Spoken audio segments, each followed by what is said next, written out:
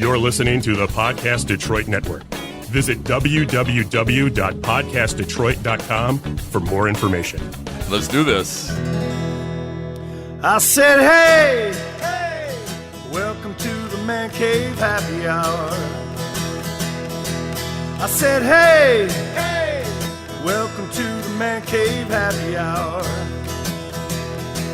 We're gonna drink a fine whiskey and smoke a really fine cigar. All the technical business as we get rolling, but that means it's time for happy hour. It is the Man Cave Happy Hour. Whiskey, cigar, spirits, the stories that go along with it. I'm Jamie Flanagan. I am Matt Fox. And we are at the amazing Northville Podcast Detroit Studios. What'd you call them? At one point you called them palatial? Palatial. Palatial. That's quite the word. That's a lot of consonants. That is... Vanna, can I have an A? Oh, but it is Tasting Tuesdays with Joe Louis Bourbon, and people that might be joining us on the stream can see that I posted a subheading saying, what do you get when you mix Joe Louis Bourbon and ZIMS vodka? Oh, trouble? Is that and what it's I called? said, and if you look around, I have an array of trouble here for today. And Bruce from ZIMS Vodka, welcome back to the Man Cave. Thank you. It is always an honor to be on the podcast with Jamie and Matt talking about ZIMS Vodka, talking about, frankly, any alcoholic beverage. Right. It's always fun. It's always exciting, always interesting, never dull. Never a dull moment when Bruce is but in the talking room. about them is not as fun as consuming them. Well, this is true, and we're going to get there. We are going to get there. And also joining us, as he does just about every single week, we have Mr. Michael Shore from Joe Louis Bourbon with us as well. So, hey, how is everything down in Georgia? I am sitting poolside here in Atlanta today. Yes. Jerk. I mean, good for you. And I'm in the shade. because otherwise it's a scorcher. But no, it's good. It's good. And things are going well with Joe. We've added a few more markets that are coming up. So we'll talk about that. It's a little hectic. I just saw Mr. Barrow Jr. He actually just set up his restaurant downtown. He's working with his partners here, and they were there. He was there last week. I spoke with him on Saturday. He gave me the briefing. Oh, really? Good for him. Getting the new restaurant set up and getting it rolling here, hopefully soon. Where is it geographically? It's right in Midtown area. Yeah. Right off of, I want to say off of Woodward in the Midtown area. Awesome. So it's right in that center area. From what I saw in the picture, it's an amazing looking space. I bet. It really is. Yeah, it's Joe Louis Southern Kitchen. And Thank you. Yes. The vision is that this becomes the hometown showplace location, and then they'll be opening up in cities around the country. So exciting. Oh, so very cool. exciting. And there'll be Joe Louis Bourbon available. Well, one would hope. That's the trick. They're in. Although the tricky thing is that they're like a breakfast lunch. The bar is going to open later, I think. I don't even know the timing, because originally, here's another little trivia for you. We talk about all the things that were supposed to happen. Okay. So the restaurant was supposed to open in February, and then Joe Louis's birthday, which is in May, on May 13th was going to be the grand opening of the restaurant. And then on May 15th was going to be the opening of the bar area, which was going to be where there was be a Joe Louis introductory tasting event. And so that never happened, among the things that never happened. Yeah. So I don't know. We haven't really readdressed what to do when, because I'm not sure they're 100% sure when it's going to open. Well, that's interesting. I will share with you that I'm so glad to hear of them opening for a couple of reasons. Primarily because God bless them for opening during this crazy time we're living in, right? But the other thing, Michael, is that I come from a boxing family. In fact, my father, and that's why when, Joe Louis Bourbon, I mean, ZIMS, this was meant to be, I guess, is my point. Because my father was Sugar Ray Robinson's sparring partner and Yeah. I mean, and my father was the United States welterweight boxing champion. So the whole Joe Louis boxing thing, what a great tie-in. Well, and That's awesome. we thought it'd be an interesting conversation to have. Being a spirit entrepreneur yourself, you guys are ZIMS is what 6-7 years down the road. We're 7 years under our belt now. Look at me, I know a little bit of ZIMS history. A little bit. Proud of you. Over He's there, coachable. So you're about 7 years down the road for like spirit entrepreneurship, and again, it's that word that's going to get used out here, pivoting. So I was curious, how did you launch as independent spirit entrepreneurs?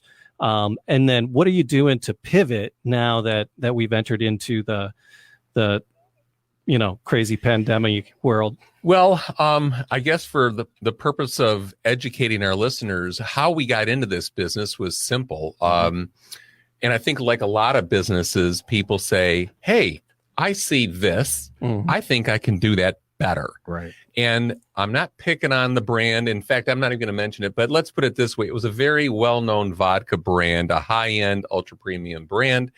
And Terry Olson and I were having a vodka cocktail at his club after a round of golf. Nice. Sure. And he said, this is not the world's greatest vodka. Maybe I gave away something there. We can do better. So after doing exhaustive research, I'm sure like Michael did, we said, look, let's find out about the origins of vodka. Let's find about where is the motherland of vodka. And we came up with the answers that Poland, not Russia, is the motherland of vodka. Right. Shocker. The other thing, as you both know, we use potatoes to make our vodka. In fact, less than 3% of all the vodka produced in the world is made with potatoes. Right. Potatoes. So now you're talking to my Irish side. Well, there you go. You got my Polish side. Now you got my Irish side. Exactly. And think about Thanksgiving, right? At Thanksgiving, because it's all cultures, right? And everybody celebrates Thanksgiving. And think about creamy potatoes, right? So we chose to make it in Poland in a 270-year-old distillery there. It takes 8 pounds of potatoes to make 1/5. And so that's how we started, how we got introduced to getting into this business. And then over time, we've evolved. And then getting back to your question about pivoting. I mean, look, it's been a crazy time, but how we achieved some success, however you may define that. Sure. But how we achieved success was, frankly, wearing through shoe leather like nobody's business. We went out and saw the people. We saw independent retailers. We saw independent restaurateurs, bars, nightclubs, chain restaurants, private clubs, hotel bars. And we wore out numerous pairs of shoes because with a positive attitude and a good pair of shoes, you can kind of get somewhere. Right. Yeah. So that's that was in the olden days when there could actually be sales calls. Yeah, right. We had to launch with no sales calls, no tastings, no events. The sales staff, the sales team for the distributor, couldn't even get through on the phones to their off-premise accounts because they were so busy. They were too busy dealing with lines of people trying to. I understand that. And I guess that's where I come in with a question for you, Michael, which is, are you, because this is important. Are you deploying your distributor salespeople and relying upon them to get your product in the hands of on and off premise venues? Well, first of all, they're hurting yourself as well. It's in between that because we are obviously relying on our distributors. But our distributors are unable to go out and do that shoe leather. So it's really how they can tie into their existing accounts. What we're doing is we've really launched, we pivoted it to create really an 80%, if not 100% pure digital activation, which is social media, which is email marketing, which is podcasts like this, engaging with audiences, and doing campaigns to generate awareness, followed by brand affinity, followed by user-generated content. We're doing our Where's Joe, Here's Joe campaign. And so, these were things that were always part of the plan, but it wasn't the only part of the plan. Right. There was a lot of traditional that was going to go along with it. And that has, not only has it we're reinventing even how we're launching in other markets, even as some of the markets open up a little bit with a little bit more ability for people to go out and call on accounts. Right. We're still pushing the digital envelope, and it worked. In Michigan, we moved 500 cases in the first 60, 70 days. Wow. And we're in 850 at last count. I haven't gotten an update in about 2 weeks, but 850 retailers in Michigan, and that was within 90 days. Okay. So there's momentum, and we're I know that in Oklahoma and Mississippi, things are moving. We are just this week. Well, actually, it was last week that the first bottles arrived, but in Maine and New Hampshire. I saw that Peter purchasing his bottle of Joe Louis bourbon had his favorite spot there. That was really great. He was a happy boy being able to buy his own product. That's right. Exactly. Nice exactly. Yeah. So it's been in these completely weird times. It's been a pretty fairly successful launch where you've been able to launch. So we're excited for you guys. That's for sure. One of the things, and I think I have a question about back in the day when you talk about all the effort that it really does take, especially if you're an independent brand. And I think, we had a little bit of an edge because of the name recognition of Joe Louis, especially in Detroit, and all the things that we were able to tap into, which was obviously part of it. But it was also the fact that we really committed to his legacy and the boxing relationships and developing that. And that really was our biggest concern, because so much of our marketing was tied into being involved with Golden Gloves and USA Boxing, and all those events went away. So, we had to do things to, and we are still doing things, like we're doing a boxing only podcast on Thursdays. Right. And we're doing a lot of marketing effort talking about young boxers and, spotlighting the achievements of the up and coming young boxers, which seems like, why aren't we talking always about the bourbon? Well, it's because that's part of the whole, our whole commitment was to be story. Yeah. And you guys are giving back to amateur boxing and Golden Gloves. There's a dollar number for each thing from each bottle that's going back into the communities and back into boxing, which is very, very cool. But I did have a question before I did all that promotion. So when you first launched, how many was it? One market? You're talking to me, Michael? Yeah. Yeah. Yes. We did launch here in Michigan. But I guess to piggyback what you're talking about, we felt it was very important to have authenticity and credibility as it related to our product. And what it sounds like to me is that you've done the same thing, because Joe Louis as a person was the real deal. Right. He was authentic. He didn't, talk about a guy who let his actions speak louder than his words. Remember? And then the whole Max Schmeling. I mean, he didn't say much. He just took care of business in the ring. But the point is, you're staying true to the authenticity of Joe Louis as a person and of his character. And that was important for us when we launched ZIMS Vodka, because frankly, as Jamie and Matt know, ZIMS is short for Zimniak, the Polish word for potato. People love our story. They go, wow, wait a minute.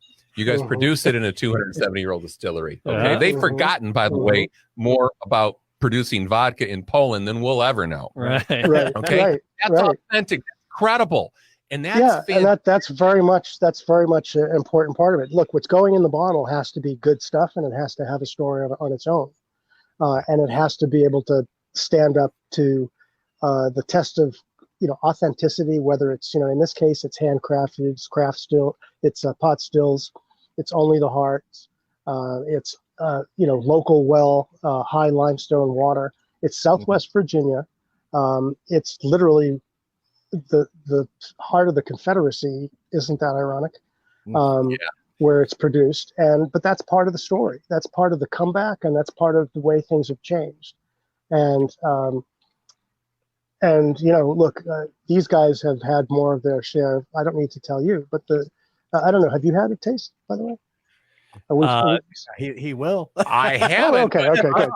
Actually, it's a great segue. Good. All right, well, let's go. Because hey, did you guys FedEx me a bottle of ZIMS or what?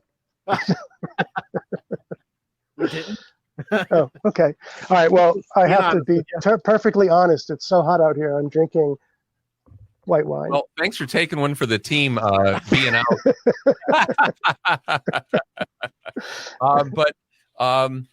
It's funny you should bring that up. What a great segue, because and you said it just about a moment ago, 60 seconds ago, and that is, you use the heart. You and I could get into a whole discussion about the heads, the tails, and the heart. We won't bore our hosts nor our audience with the granular details and pontificate about just grabbing the heart versus the heads and tails. But the point is, what I was going to ask you was, at the end of the day, if you can have all the marketing savvy and creativity you want, but if what's in the bottle isn't good, it doesn't matter.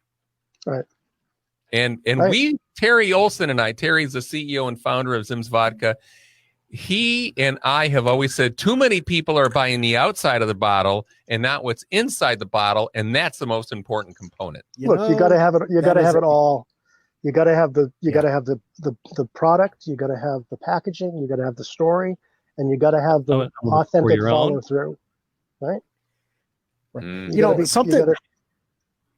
Michael, 2 years ago, when Jamie approached me and said, "Hey, I got this crazy idea for a podcast, and we're going to call it Man Cave Happy Hour. And we're going to talk about whiskey, cigar, spirits, and the stories behind it." I said, "Absolutely, game on." What I didn't realize, what I did not expect, is the amount of information that I have able to garner and appreciate and learn over the past couple of years, and meeting folks like you guys. Whether it be vodka or bourbon or what have you, the passion behind what you guys do, that was something I was not expecting.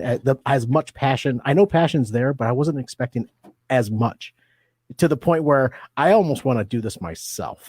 And you guys, it's possible. It is, and it really is. It's possible. You would inspire me to learn more, and that's one of the great things I really enjoy about the Man Cave, is that I just continue to learn and be more inspired by folks like you guys, and the spirit industry in itself. Well, that's very kind of you. It really does. All right, well, here we go. So, did you give it a sniff? I did give it a sniff, because Michael knows that's part of it. That's part of the process. So, what did you smell? It's all in the nose. Yeah. What are you getting out of the nose? Well, I'm getting a true bourbon, bourbon, not just a whiskey, but a true bourbon smell. Sure. Because let's be candid, smell is one of the key five senses. And right? you're gonna pick up the corn right on the nose. Mm-hmm. Because it's 66% corn. Yeah, very corn forward. I like it. I like the corn forward. Oh yeah, I like this. And then what do you think? What do you think about the finish? Well, here's what I'm getting from it. It's lasting. It's going down, and I'm still getting it, and I'm getting a warmth, which I like. I'm not getting a burn. I'm getting a warmth. And you know what I mean, right, Michael? I know exactly what you mean. So that is a combination of part of that is the impact of the hearts, because it's removes the heads and the tails, which is the top and the bottom, where also that can be a little bit more of an acetone or a little bit more of the burn. And so that smooths it out in a sense of making it age longer. But this is also a high barley. It's 20% barley. And so you get a little bit of that. Seems to really give you that combination of spice and a layer you talked about it. It lingers, right? It lingers longer, which is what you want. You don't want it to be gone in 10 seconds, Now, and I'm curious if I because I'm not that much of a brown liquor guy. The reason I'm in the vodka business because Terry Olson and I happen to be big vodka guys. So my question to you is this, and I should preface it by a quick statement, and that is, we always tell people when they taste ZIMS vodka, taste it at room temperature in a blind taste test just to have some fun. Mm-hmm. I think I can say shits and giggles on this podcast. Oh, yeah, you can. Okay, what else you want to say? So for shits and giggles, I always tell people, look, have some fun with this. Do a blind taste test. Have somebody be the administrator. Yeah. And then, especially if someone says, "Oh, I'm a big vodka guy," I love it when they say that to me. And I say, "Okay, so someone's going to give you ZIMS and, whatever. Example A, another ultra premium vodka, and we win." And I'm telling you this. This is not an opinion. This is a fact. 95% of the time. And the reason we do is we tell people that the judges and mixologists, and I don't know if this is true in the bourbon industry, Michael, but the judges and mixologists in all the domestic and international competitions where we've won always taste vodka at room temperature. The reason most brands want you to chill or freeze it is they want to mask the impurities. And so I know, Michael, I'm drinking this neat. Yes. Yep. And I'm getting the true taste, quality, warmth, and character of this bourbon. Am I? You're absolutely right. Well, I mean, drinking it neat is really the way to taste it and the way to experience it. That doesn't mean that adding a little. First, the next step would be to add a few drops of water, because that really opens up the flavor profile. And then the third option is, obviously on the rocks, but I don't like to say rocks. I say on a rock, because if you use, I don't know how many times I go to a bar and I say, just put just 2 cubes, if it's regular ice, and then they fill up the glass. I'm like, no. But that really, the point of that is a little bit less of the temperature change and more of just the slower release of water. Now, that's not to say that there aren't some wonderful cocktails like a Manhattan and Old Fashions that they're definitely better cold, and on the either up or on the rocks, but or if it's a Manhattan. But I think that's also because the cold tempers some of the sweet. In the corn. No. I mean, when you're talking about drinking cocktails, I understand. Well, you don't want to have a warm Manhattan or a warm Old Fashioned, because then it's going to be like syrup. Yeah, those are meant to be chilled. Sure. When you shake them up in a shaker or what have you, those drinks are meant to be chilled. We had made the best New York sour with the Joe Louis bourbon a few weeks back on the show. I remember that. And it was with the wine topper, and it looked so pretty. Yeah. So you can get really crafty with the craft cocktails at the same time. Yeah. And Joe Louis mixed really, really well with that type of stuff too. And that's the thing. We wanted to talk a little bit about the entrepreneurship of it all, but then we wanted to see if we could mix bourbon and vodka. And you can don't light any matches. I found 3 recipes. Really? No way. A bourbon vodka cocktail. Is one of them called a kamikaze? One is called an AK-47. Yeah. And the AK-47 is I don't know. I have all the stuff to do it. I bought a couple of things so we would have everything to do it if we were dumb enough. All right. So an AK-47 cocktail. Okay. Yes. 1/3 ounce of brandy, 1/3 ounce of whiskey, 1/3 ounce of gin, 1/3 ounce of vodka, 1/3 ounce of rum, and 1/3 ounce of bourbon whiskey. So I grew up calling that a kamikaze. Contro and lime, finished with soda water. And the finish on that one, which is an orange and lime juice, and then finish with soda water. It's called the AK-47. It just looks dangerous. Did you pull that off of the Tipsy Bartender? I may have. Where is that? The Tipsy Bartender. Yeah. That is where it came from. But there are 2 others that sounded pretty good. One is called the Yankee Dutch, and that's vodka, brandy, bourbon, triple sec, and orange garnish. I didn't bring an orange. Damn. Okay. I can see that. The other one is It's a Kentucky peach, and I think I'd like to try doing the Kentucky peach. That sounds amazing. That could fly. So you got Kentucky peach. Give me the recipe. One ripe peach, right? You have 2 parts vodka, 4 parts lemonade, 1 part simple syrup, and 1 part bourbon. Okay. Yeah. Wow. So you muddle a peach, and then you add in the vodka and the spirits and the lemonade, and you shake it. Serve over ice with a peach garnish. I think I'd try it. Yeah. I mean, because frankly, my wife is maybe I shouldn't say guinea pig, right? But I make cocktails for her all the time at our home, and I say, you got to tell them, because I know she'll be honest with me. I'll say, is this a winner or is this a loser? It's real simple. Give me the thumbs up or thumbs down, and she'll tell me. So I appreciate that. And she'll say, wow, this is a home runner. Man, that's a dog with fleas. So, I just learned the dog with fleas. I like that. Fleas. I just learned something new today. Yeah. How would you describe that drink? That's a dog with fleas. Yeah, it's. Thanks, Bruce. Pete and hey, Jeff Stesiak is having some questions about he just did on commenting on these recipes. Oh boy. They'll quickly realize that Bruce has no filter, Michael. But as I always say, and Terry Olson cracks up, he says it all the time too now. I say, look, you got to break a few eggs to make an omelet. What does that mean? You know what? It's as good as a dog with, what is it? Fleas? What? That's a dog with fleas. A dog with fleas. I like them both. Yeah. You can send royalty checks to Bruce Carroll. Care of. Yeah, care of. That's great. Nice. All right, so I've thrown the peach into the shaker, and I'm going to muddle it up. That is a spiffy looking mixologist kit you got there, sir. It is. I got it for my birthday from a good friend, probably like 3-4 years ago. Just now cracking it. It was before we were. Yeah, I haven't.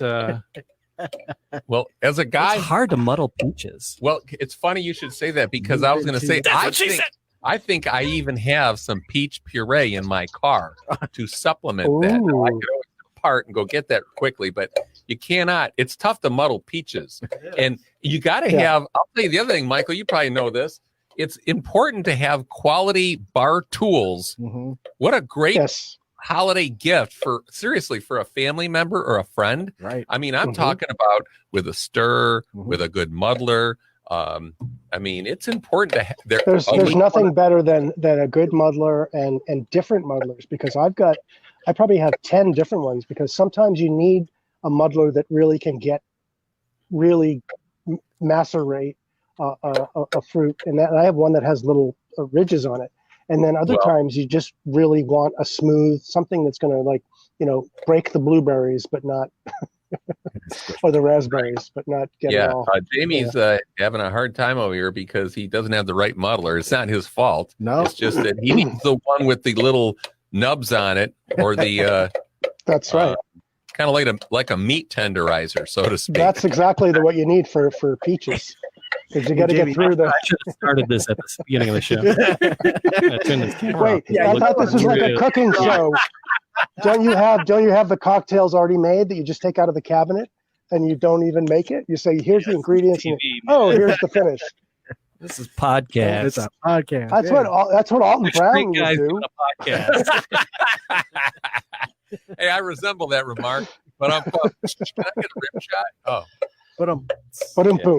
Oh, I said it was a straight guy.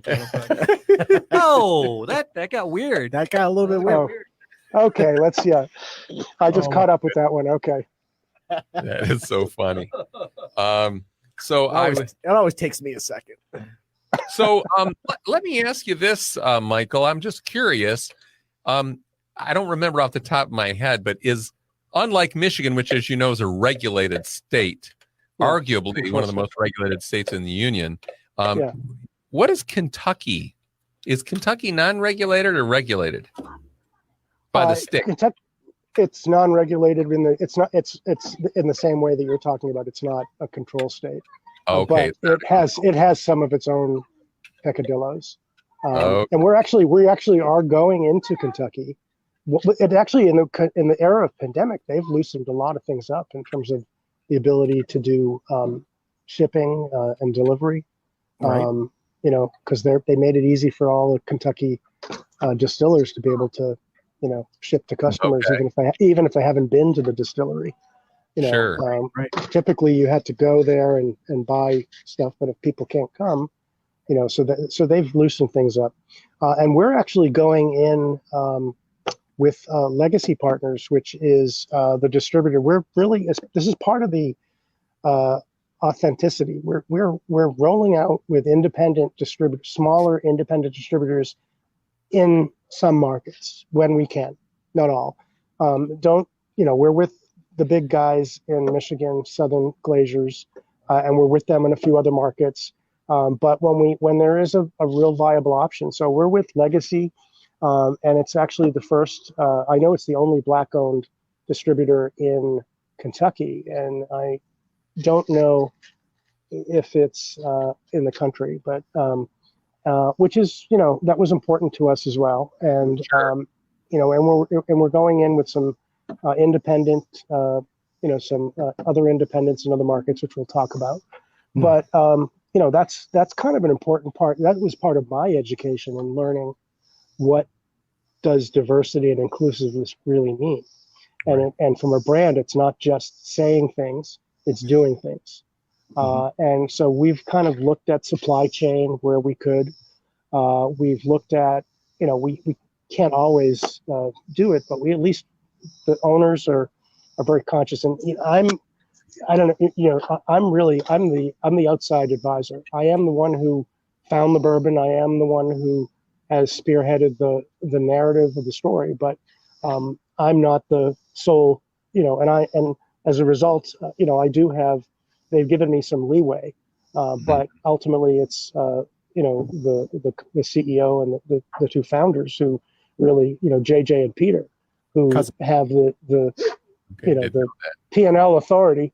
Right. But you know, having to make the case and having to educate on why these things are important has been part of the journey for all of us. Now, what was important to us right out of the get-go was earning prestigious awards in important international competitions. So I know Jamie and again, Matt, this is somewhat redundant to them, but regardless, our audience listening and for you, we won a platinum award at the Vodka Masters a gold at the Vodka Masters competition. And we also won a platinum award at the SIP competition. SIP is an acronym for Spirits International Prestige, and we won their highest award. So we earned some very high quality awards right out of the gate. My question to you is, have you, I don't know about the bourbon space, but are there competitions and have you entered? Absolutely.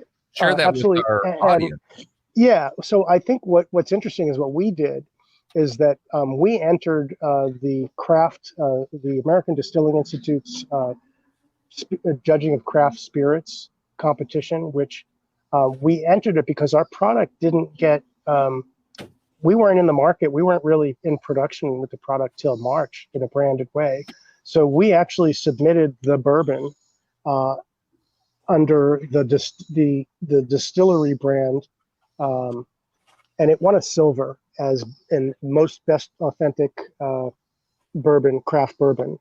Not a gold, but you know, so we're interested when this comes around again to enter again as a brand and see if the outcome is different. But in a sense, we were happy, we were thrilled because it was a no-name brand and a no-name brand, and you know, nobody could have been swayed by anything, you know, from a brand story standpoint, which for a lot of the judging, you know, let's be honest. I mean, they're supposed to be just judging the juice, but it's hard sometimes when they know what brand it is, or especially if it's a craft brand and they know kind of the backstory. it's hard to not have that influence the decision, in my opinion. But to have that coming right out of the gate, that silver medal right out of the gate, that speaks volumes for the product itself. It really does. It speaks to accountability. It speaks to credibility. Right. It speaks to authenticity. Yeah. So congrats to you. I was going to ask. Thank you. I was going to ask you, Michael. Just about a month ago, you guys released yourselves in Oklahoma, right? I'm curious to know how that's going, and you have Vegas coming up here pretty quickly. Do you not? Vegas, we don't have it. It's coming, but it's returning. I don't have an actual timetable. Okay. But Mississippi, and Oklahoma are. Oh, sorry, my assistants are. Hey, we love the puppies here. So no, these aren't puppies. These are actually some big dogs. I'm visiting some of them. Those are not. Those are very large dogs. The puppies are in the house. So Oklahoma is going really well. In fact, last week was a big week because a lot of attention with the boxing match. So we were able to get a lot of exposure for that. And I think we're in about saying like about 40 retail locations, and there's some limited on-prem. Mississippi is doing really well. I mean, I don't know how many locations we're in, but I know that they're reordering rate. The reorder rates are strong, and that's only been about 3 weeks. So we don't have a full month picture yet. So I think in a couple of weeks we will. And I know for a fact that there were at least 6 bottles sold in Portland because I know who bought them.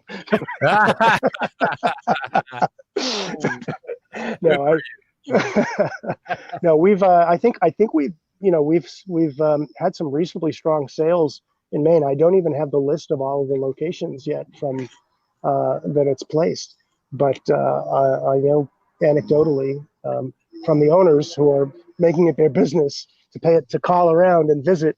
It's selling. Now, just as you guys continue to expand, and as ZIMS Vodka continues to expand, we're just very fortunate to be a part of that with you guys. We really are. And just to know you and to talk to you guys together at the same time. How many podcasts have you heard of that can mix vodka and bourbon? I don't know of any. I don't know of any. I never even thought until today. I didn't think it was possible. The brainchild over here to my left, being the mixologist, this whole Man Cave Happy Hour idea, it's so amazing to learn. And I just say, if you want to learn about the spirit industry itself, just start reading, start talking to people. And that's Bruce, you do that very well. And Michael, you do that very well as well. You have to get to know somebody and talk to them and really pull out their own story too. Because there's already an origin story behind your passion, your product. Right. What about you as the individual? What makes you passionate about your product itself? Well, it's like I think passion is like a lifestyle, right, Michael? I mean, this isn't about spirits only. I believe it about entrepreneurship. Exactly. Passion. In fact, Terry Olson, who couldn't make it tonight, but Matt and Jamie know Terry. He's the CEO and founder of ZIMS Vodka. He and I met playing hockey. We're hockey guys playing hockey right out of college. And he is originally from Victoria, British Columbia. He came here. Thank you very much. And we became very, very close friends. I'm godfather to his youngest daughter, who, by the way, just got engaged, which I'm very excited for her. Yeah. We missed all the the marriage is coming, so we can ask for favors on the wedding day. Absolutely. Why wouldn't you? But we met playing hockey. We were both passionate about hockey, and we also owned another business together.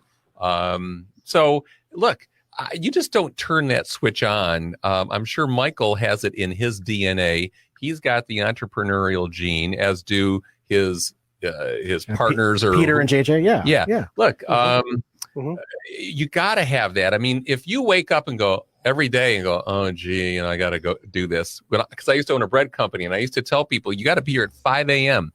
and don't be late. Right? And you got to roll up your sleeves, and you got to look. I've always made it a point to know as much as I could about every facet, which is why I still to this day I do a lot of hands-on, and until it's the right time to turn it over to the next person, and that way you can manage expectations because you've been there, what it takes to do it.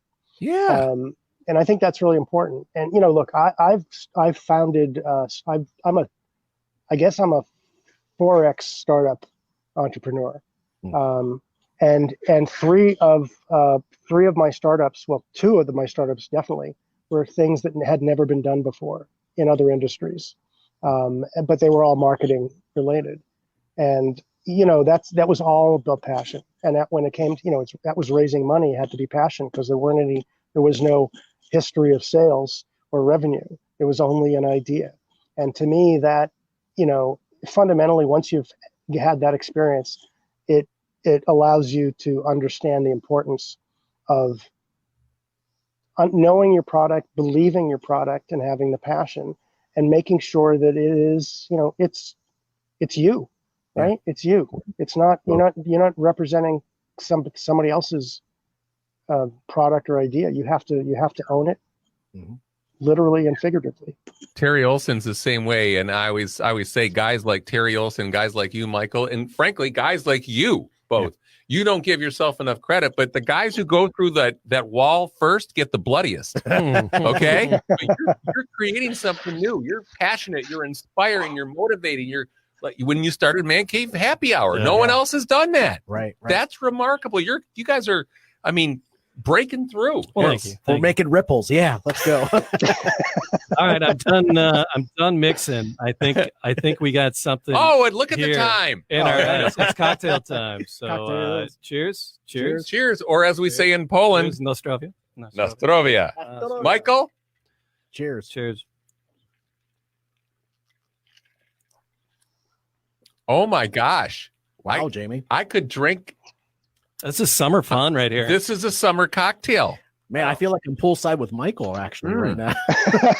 It would be good poolside, right? A little sweet on the peach, a little tart on the lemon. And you got a little bite of the Jack. You got a little bite of the vodka. You got that bourbon. Yeah. This is really good. That's a winner. That's tasty. That's dangerous is what that is. Well, it's like I always say, Terry Olson, got the what do you call it, the web address. I said, because when he and I first started this, he said, what does it taste like, Bruce? I go, it tastes like another and another another one. Yeah. That's great. All right, well, I'm gonna have to go make this myself later. Yes. Yeah, we'll put this is Creative Culinaries. Creative-culinary.com is where this came from. We'll put a link to it up on the socials, so people can get all of that. And excellent. That's a tasty beverage. That is really good. That was some fun. Well done, Jamie. Yeah. Well, there you go. So, Michael, thanks for hanging out. My pleasure, Bruce. It was a pleasure to meet you. My pleasure. Trust me, I'm very grateful to have been a part of this. I wish you nothing but continued good luck and success. And if there's any way that we at ZIMS Vodka can help you to promote Joe Louis Bourbon, please. We're going to get connected through Jamie and Matt. Well, now that we have that AK-47 recipe, I might have to re-envision the whole marketing plan. Like an AK-47, it sounds dangerous. Yeah. I believe it is. Yes. I'm not sure I'm going to get that one approved. All right. Cheers. Salute. Thanks for Thank you. Thank you, guys.